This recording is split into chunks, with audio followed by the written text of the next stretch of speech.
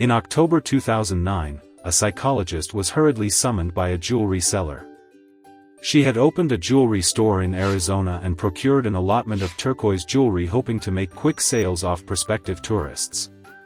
There was a major problem, however. The jewelries were good quality for the prices she was asking, yet they had not sold. She attempted every standard sales tricks to get them moving. She tried calling attention to them by shifting their location to a more central display area. No luck. She even told her sales staff to push the items hard, again without success. Finally, the night before leaving on an out-of-town buying trip, she scribbled down an exasperated note to her head salesman saying, "Sell all the jewelries half the price," hoping to get rid of the offending pieces, even at a loss. When she returned a few days later, she was not surprised to find that every jewelry has been sold, but she was shocked though to discover that the employee had mistaken her note to mean double the price, and had sold the jewelry for double the price. Humans, like every other evolved animal, has mechanical patterns that our brain follow to make decisions easier, called fixed action patterns. They involve intricate sequences of behavior that has automatic response from the brain. For instance, a well-known principle of human behavior says that when we ask someone to do us a favor, we will be more successful if we provide a reason for it.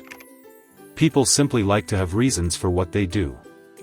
So when you consider the behavior of these jewelry store customers who swoop down on an allotment of turquoise pieces only after the items been mistakenly offered at double their original price, you can make no sense of their behavior, unless it is viewed from the lens of the fixed action pattern.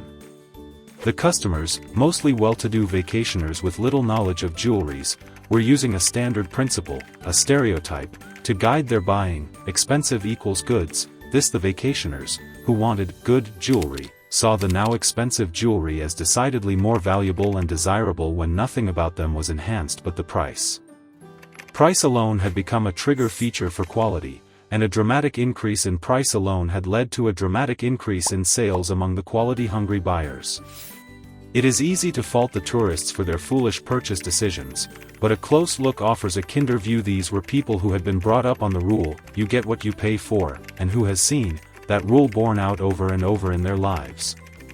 Before long they had translated the rule to mean, expensive equals good. This has worked quite well for them in the past, since normally the price of an item increases along with its worth.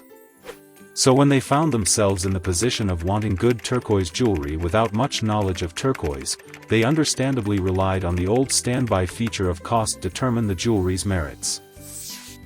Although they probably did not realize it, by reacting solely to the price feature of the turquoise, they were playing a shortcut version of beating the odds instead of stacking all the odds in their favor by trying painstakingly to master each of the things that indicate the worth of turquoise jewelry. They were counting on just one, the one they knew to be usually associated with the quality of any item.